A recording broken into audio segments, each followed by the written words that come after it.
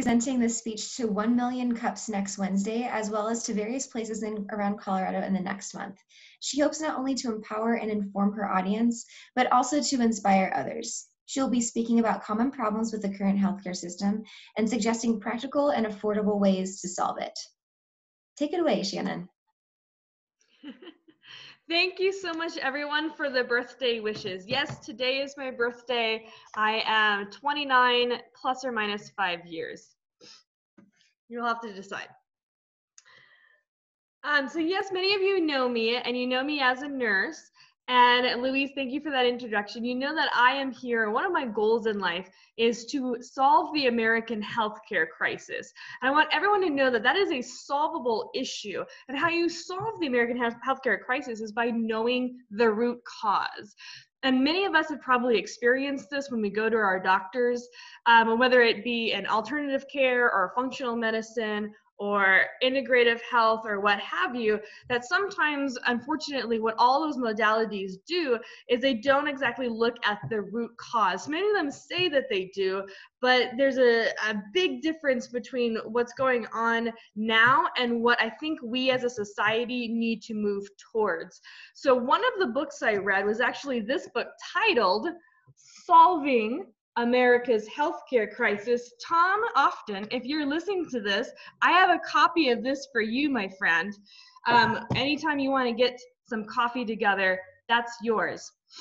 So let's talk about various ways of solving the American healthcare crisis. For one, we really need to start focusing on effective medicine. So we think that the problem with healthcare is high cost or it's access to care.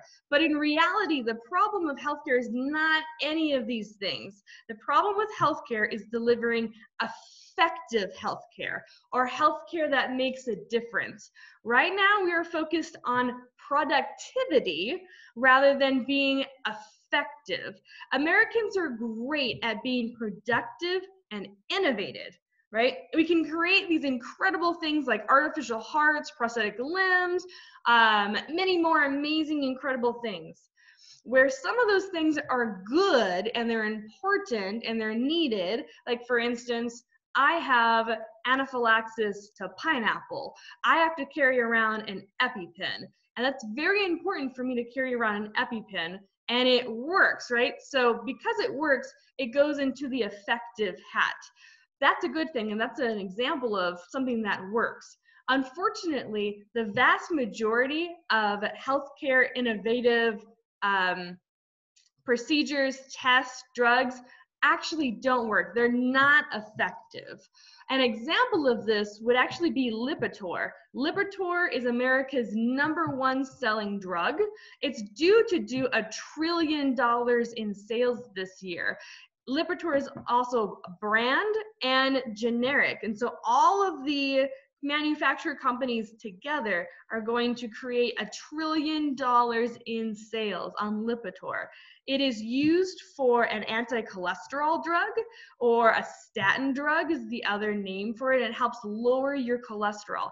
But how effective is that drug? We need to be very clear that I teach effective healthcare and effective medicine.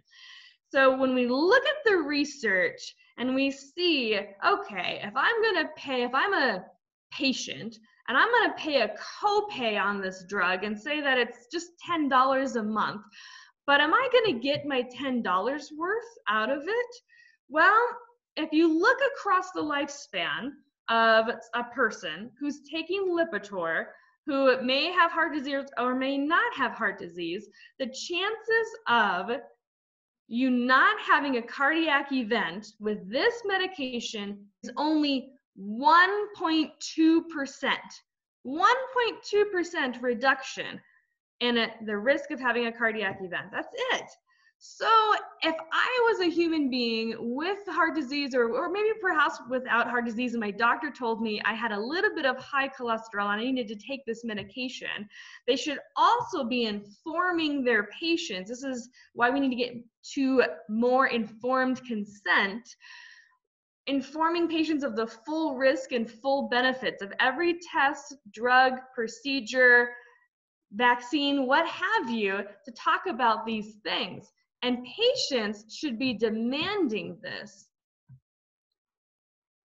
Oh, let me get back to you guys. So who would want a 1.2% reduction in a cardiac event from Lipitor when they have other options? And the other thing you have to understand is there are side effects with any of those medications, especially statin drugs. So we need to start having conversations like these. We need to start having the conversation about moving effective healthcare from death and disease to health and life. All right? Hopefully I had enough time to explain that. 1 million cups is only 5 minutes, I believe. So thank you very much, Toastmasters.